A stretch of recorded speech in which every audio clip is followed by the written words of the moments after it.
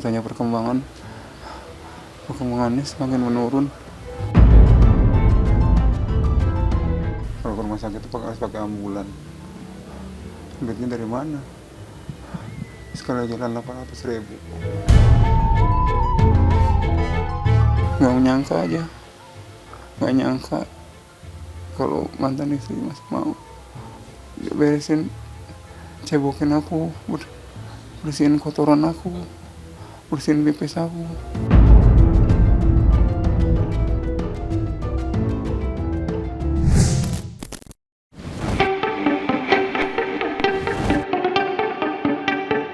Tentu masih segar diingatan kisah pilu yang beberapa waktu lalu sempat dibagikan pesinetron Fahmi Bo tentang perjalanan hidupnya yang saat ini berubah 180 derajat. Alih-alih hidup dengan harta yang berlimpah, untuk bernafas saja Fahmi Bo merasa susah. Kaki yang dahulu membawa sang aktor melanglang buana dari satu lokasi syuting ke lokasi syuting lainnya, kini sudah kaku, bahkan dibawa berdiri pun tidak mampu. Namun, dengan tubuh yang perlahan mulai habis digerogoti komplikasi penyakit, Fahmi harus seorang diri berjuang untuk sembuh dan dapat kembali bekerja seperti sedia kala. Dan kini, tim Cumi-Cumi berkesempatan secara eksklusif untuk mendengar curahan hati Fahmi Bo di kediamannya. Lantas, seperti apakah cerita Fahmi Bo? Serta bagaimanakah pula kondisi fisiknya saat ini? Ya, kalau ditanya perkembangannya semakin menurun. Aku udah gak kuat untuk apa-apa, udah gak kuat bergerak. Kamu harus digotong, pampers harus digantiin, pipis diganti, pampersnya pakai di bawahnya pakai underpad, ya itu harus diganti. Alhamdulillah.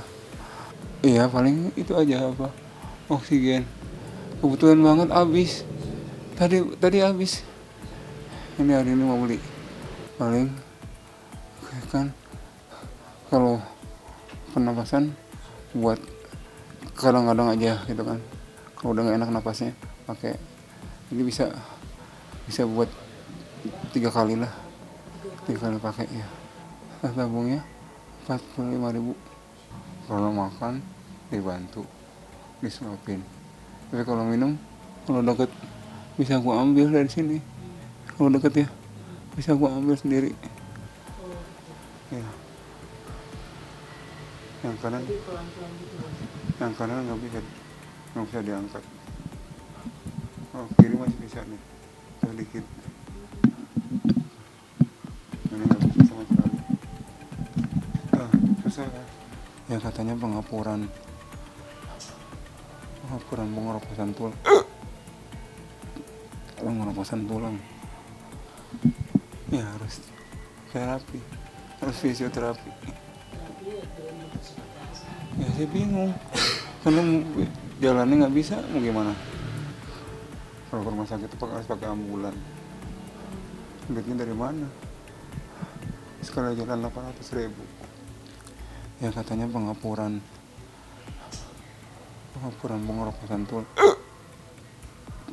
pengeroposan tulang.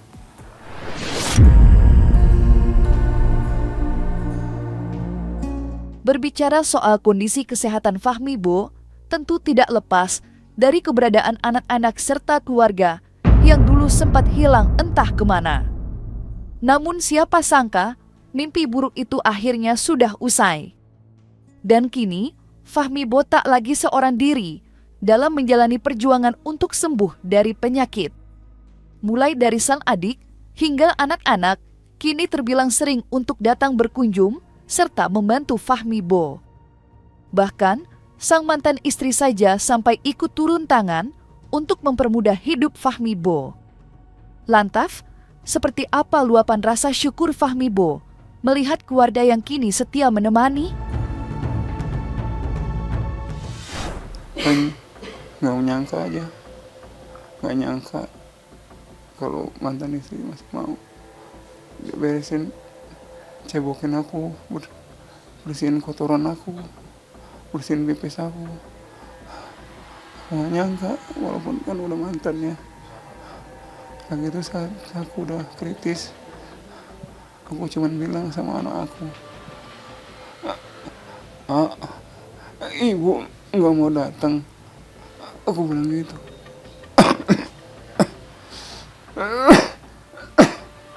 Terus aku nggak tahu, aku nggak sadar, tiba-tiba ada dia ingin aku, ya masih manggil aku aja. Aku makasih Bang. Aku saat kubur aku nggak bisa apa-apa, nggak bisa gerak, nggak bisa apa-apa. Dia tulus kan. Tiap pulang kerja dia kesini, mau berangkat kerja kesini dulu.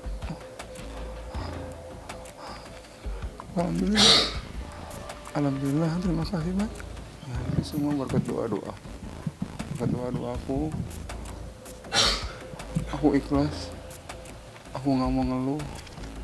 Aku tetap bersyukur, apapun yang terjadi aku bersyukur. Ya, Allah membukakan hati anak-anak aku kan. Mereka datang sendiri. Aku bilang, aku nggak perlu bantuan materi. Aku nggak pernah berpikiran ada minta bantuan materi sama anak-anak. Nggak.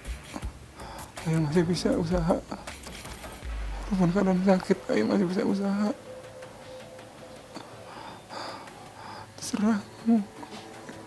Terserah kalian masih menganggap ayah atau enggak, terserah.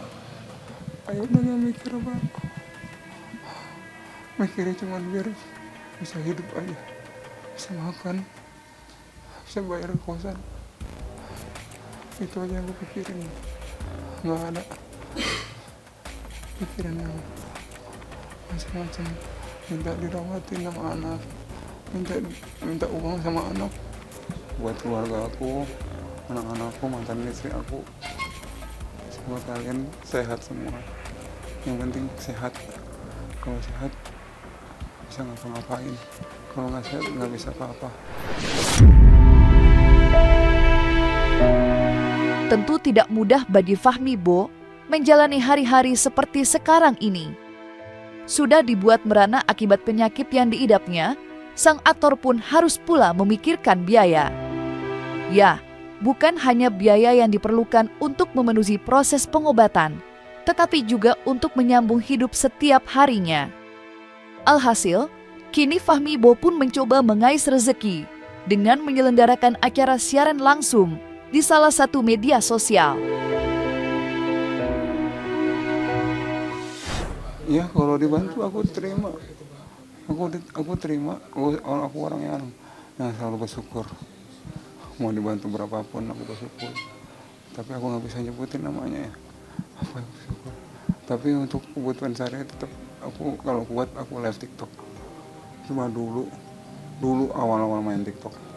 Waktu pas Mbak Nikita datang tuh, dapat 2.600.000 itu doang paling besar. Udah. Sekarang nggak pernah live setiap hari. Paling waktu di rumah sakit cuman sekali, terus selama pulang ke rumah sakit sekali nih. Iya, ya siapa tahu aku dapat gift. Yang penting aku nggak minta.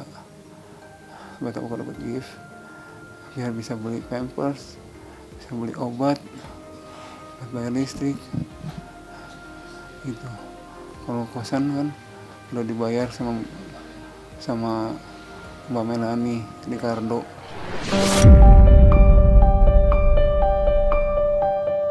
Di sisi lain, kisah pilu, kehidupan Fahmi Bo saat ini nampaknya juga berhasil meninggalkan luka yang teramat dalam dirasakan oleh rekan-rekannya di media sosial. Sehingga terkadang, beberapa sahabat Fahmi pun ikut memberikan bantuan kepada sang aktor. Baru-baru ini, giliran selebritis Melanie Ricardo yang datang berkunjung ke rumah kontrak milik Fahmi Bo. Lewat kedatangan tersebut, istri dari Taisen Lins itu pun menepati janjinya untuk melunasi biaya kontrakan milik Fahmi Bo. Lantas, seperti apakah penjelasan Fahmi Bo terkait hal tersebut? Serta bagaimanakah pula momen kunjungan Melanie Ricardo ke kamar kediaman Fahmi Bo?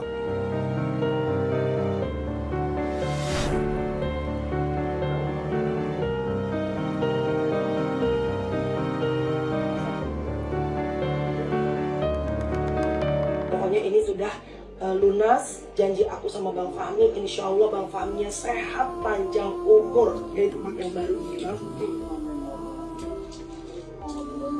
Sama-sama ya. Ente sehat, semangat ya.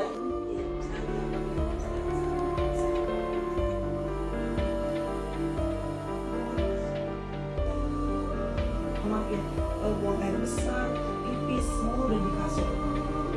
Udah nggak bisa lagi. Semoga kamu ya semangat lagi ya. Bang Fahmi diangkat penyakitnya sehat aja. Bye. Kalau kosan kan udah dibayar sama Mbak Melanie Ricardo sebesar 800.000 per bulan dan udah dilunasin alhamdulillah sama Mbak Melanie selama 1 tahun. Jadi saya tinggal nyari 700.000 per bulannya karena ini 1,5 kontrakannya. Ini kita Melanie bantu tahun 2023 membayar kosan yang di sana 1 tahun. Terus Mbak Melanie tahun 2025 tahun ini ya bayarin kosan juga.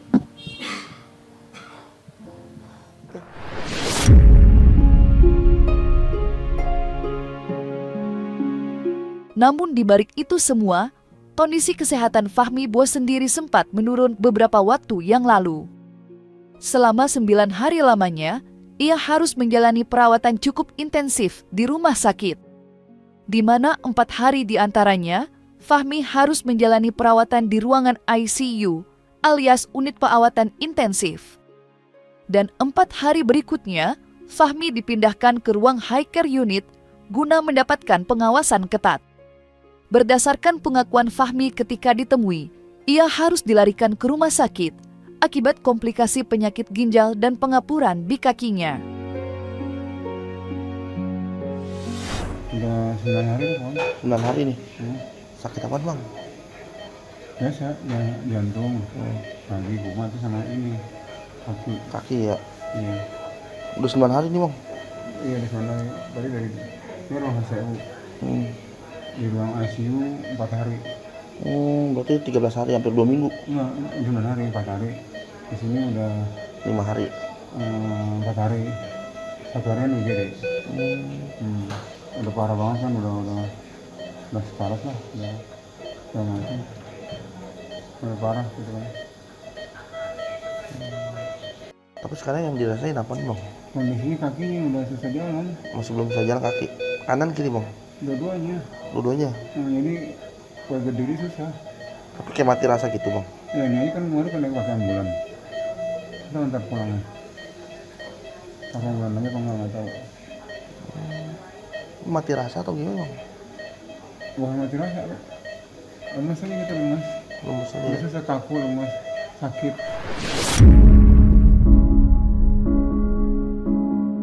Terlepas dari itu, jalur medis nampaknya bukanlah satu-satu langkah yang ditempuh oleh Fahmi Bo agar dapat kembali sehat seperti sedia kala. Pasalnya, pria kelahiran tahun 1973 itu juga mendapatkan bantuan pengobatan alternatif dari ahli spiritual Kidemang yang dengan ikhlas berkunjung demi membantu Fahmi Bo. Lantas seperti apakah momen kunjungan serta proses pengobatan yang dilakukan oleh Kidemang? Serta bagaimanakah pula hasil diagnosa Kidemang terhadap apa yang menimpa Fahmi Bo? Ini jadi beliau ini nginjek, jadi ini kayak semacam di akar nih. Terus lama-lama menjadikan penyakit medis kayak persendiannya, sarafnya, pembekuan darah, padanya ke pinggang ke sini. Tapi alhamdulillah sih Bang ya, tadi udah saya berikan bareng-bareng kita berdoa. Alhamdulillah sudah kita angkat. dan nanti ada media yang buat dia pakai, disiram kakinya Bang ya. Nanti. Ya. Begitu. Aduh, sakit gigi. Aduh. Aduh. Ini sakit banget. Ya. Karena kan ini Bang, apa namanya? Nggak gerak kan. Aduh. Aduh. Sakit. Aduh. Coba, Abang telentang aja. Udah relax aja. Itu aja, relax.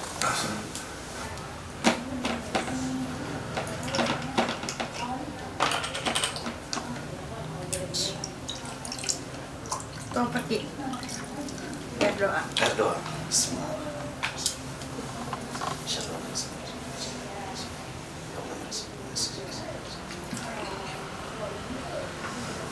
Nah, minum nih. Ya, bangun dulu. Bisa. Bisa.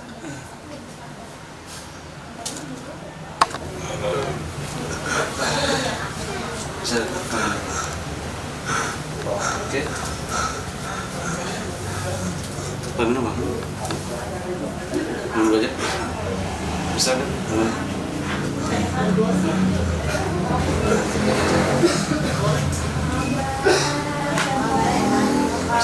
Bismillah. Iya, hari ini saya menjenguk Bang Fahmi karena beliau kemarin merasakan sakit lagi katanya, bagian kaki kanannya. Nah, kebetulan kemarin sempat saya berikan penekanan untuk saraf-sarafnya karena di bagian persendiannya itu kayak pengapuran kan seperti itu.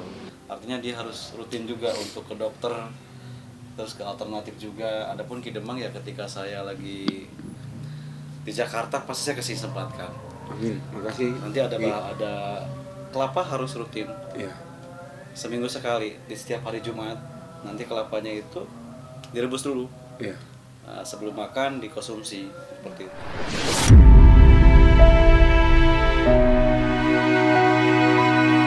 Nah, selesai sudah Cumi Lovers. Saksikan terus Cumi Camp In-Depth, kabar lengkap, mendalam, dan akurat dari narasumber terpercaya.